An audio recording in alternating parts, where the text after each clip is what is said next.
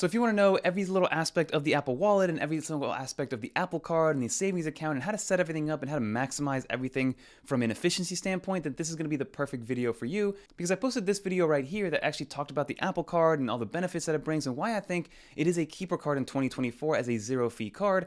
And there's a lot of other things and features that Apple's been adding to the Apple Card over the years, like buy now, pay later, and their high yield savings account, which is very, very automatic and very efficient and an easy way to save a lot of money and see that money grow over time. So in this video, what I want to do is walk you guys through pretty much every aspect of the Apple Wallet and the Apple Card and all the features that it brings with it, and maybe some other features that we're going to be seeing moving forward that Apple's going to bring us with the Apple Card. I know Apple for a fact is not just going to let the Apple Card kind of go off on the wayside, because they put in a lot of money and a lot of resources to make this thing a reality. So without further ado, let me walk you guys through exactly what the Apple Card gives you, what the Apple Wallet gives you, and everything in between. I'm excited to share this with you.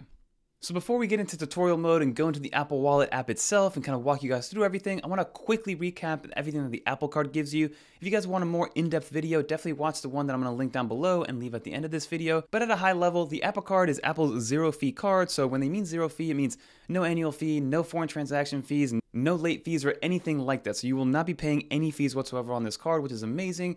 And what you get in terms of spending categories is 3% cash back on anything Apple related. That means streaming services, in-app purchases, app downloads, things like Apple TV, and even on the hardware side as well. So that $1,000 Mac laptop, you can get 3% cash back, and it is daily cash back, which is, I think, the only card on the market that gives you, at the end of the day, your daily cash back after that transaction is done. But that is at 3% cash back. And then with Apple products specifically, this card does allow you to have 0% financing on these Apple products between 6 to 24 months, depending on which product it is, how much it costs, and things of that nature.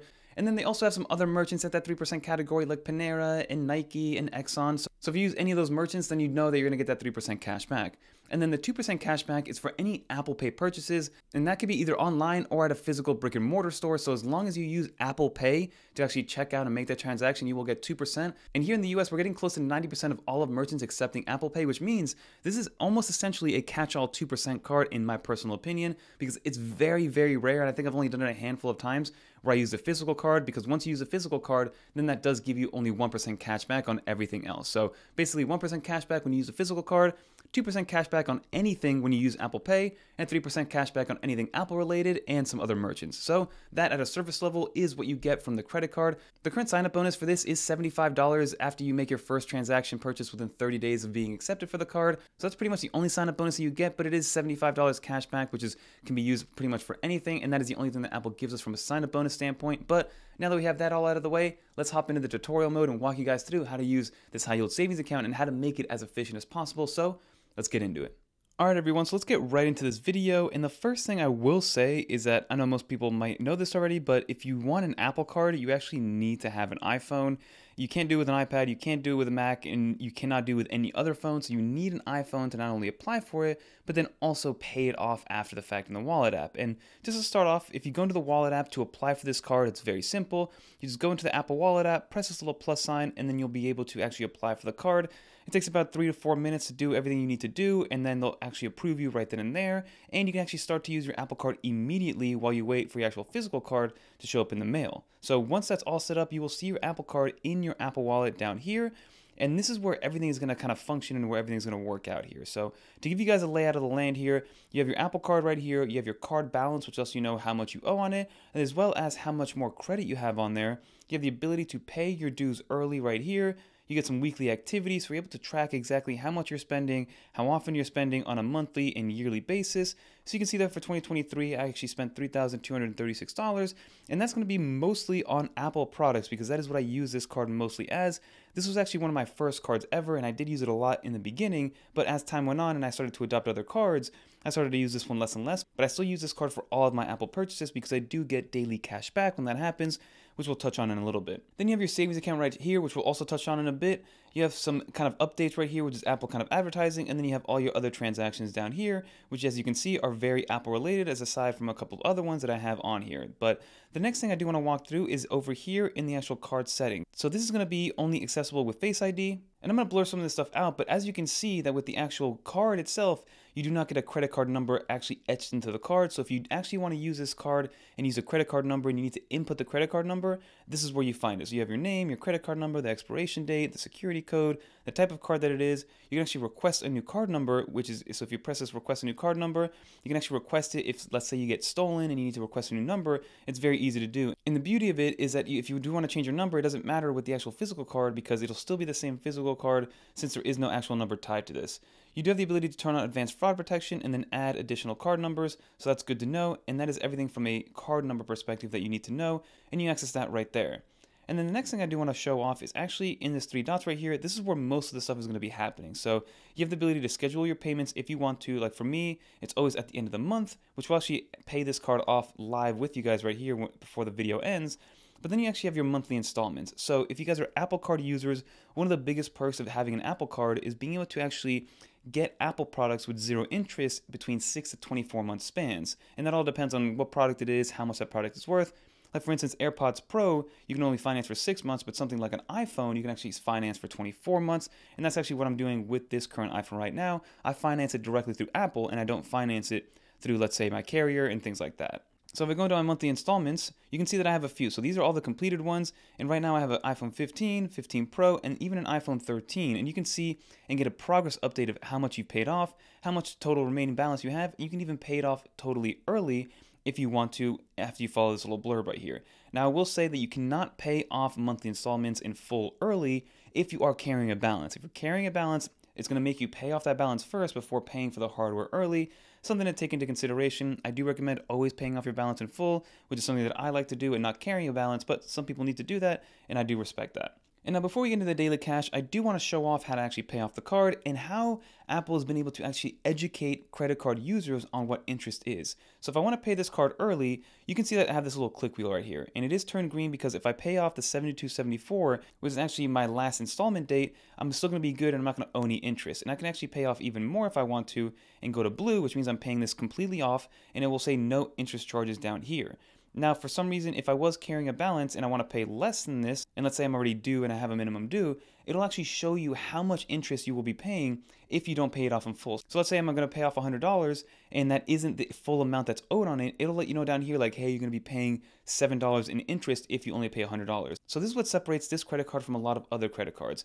Apple is a software and hardware company first, or a tech company first, that just so happens to have a credit card product, versus the other companies are credit cards and banks first, and then software companies second. So the UI, the ease of use, the usability is all right here, and it's very easy to use. And again, if you want to be educated on what interest is and how that accrues and why it's so bad to carry an interest, because a lot of people think that, hey, if I pay my $40 minimum, I'm paying it on time, it reports to my credit bureaus, it gives me my good standing on the credit card.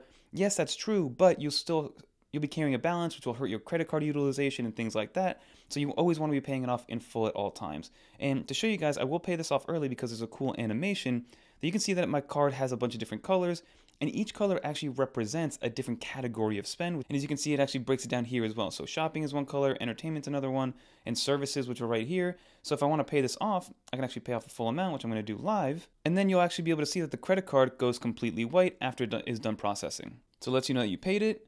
And then you can see that right there, the card has gone completely white. So when the card is white, that means you have zero balance. So now I want to zoom out a little bit and actually talk about this Apple Cash card, because this Apple Cash card is pre-built into your iPhone. And what this is Apple's kind of debit prepaid card that you can use on the fly, and it acts like a debit card. And as you can see, this little animation actually moves around. If you move the card, which is kind of cool, you can see that it changes colors, little Easter egg, something that a lot of people don't know about. But the reason I want to show you this is because this actually acts as your daily cash back card. So for instance, if I go on here and then go on my daily cash, right now I have it going towards my savings account, but let's say I put it into my Apple Cash. It says your future daily cash earnings will be directed to your Apple Cash account, which I'm not going to do right now. But you can see that the actual Apple Cash that I'm receiving, so this 3%, if I go into this transaction, this $1.14 will actually go into this daily cash card that can be used immediately after. So at the end of the day, Apple will put whatever daily cash you get, so then the next day it is fully usable as actual cash, as a debit that you can actually use to transact on a daily basis, or you can just kind of hoard it in here and keep it and kind of build it as you see so please. So there aren't any cards that I personally know that can do this, right? Where you spend on one card and then the very next day, the rewards that you get from that card are instantly usable. Like even when I use my Chase card to acquire miles and points, I have to wait till that billing period is over to be rewarded those points to then use those with transfer partners and for travel and things like that, which definitely subscribe because we have a lot of cool content coming out of some awesome redemptions, which I highly recommend getting into. But what I like to do is actually for my daily cash settings is send it to my savings account. So it is a high yield savings account that gives you 4.15% APY, which we will get into in a second. There are some other companies like SoFi and Ally Bank that give you like 4.6%. But if you want to be in the Apple ecosystem and make this kind of a set it and forget it kind of system, this is absolutely perfect because it does accrue interest and build over time. So now let's jump into that current savings account. So the savings account, as you can see, I have $209 with a 4.15% APY. And you can see that every single time a transaction gets added, it goes into this account. And you can see the interest is paid to you on a monthly basis. So all these transactions down here are just transactions that are happening from the past that I've had that are actually daily cash back. So if I click on here, it lets you know where it came from. So 3% cash back from an Apple product, 1% cash back from MusicBed, which is like a music licensing platform. But you can see that it's all happening nice in here, and then it instantly gets added into the savings account. Now this savings account, money you can actually move around very easily. So you can actually withdraw it and send it to your Apple Cash, and you send that Apple Cash and it's accessible immediately, or you can actually withdraw it to your bank account, which does take 1 to 3 days.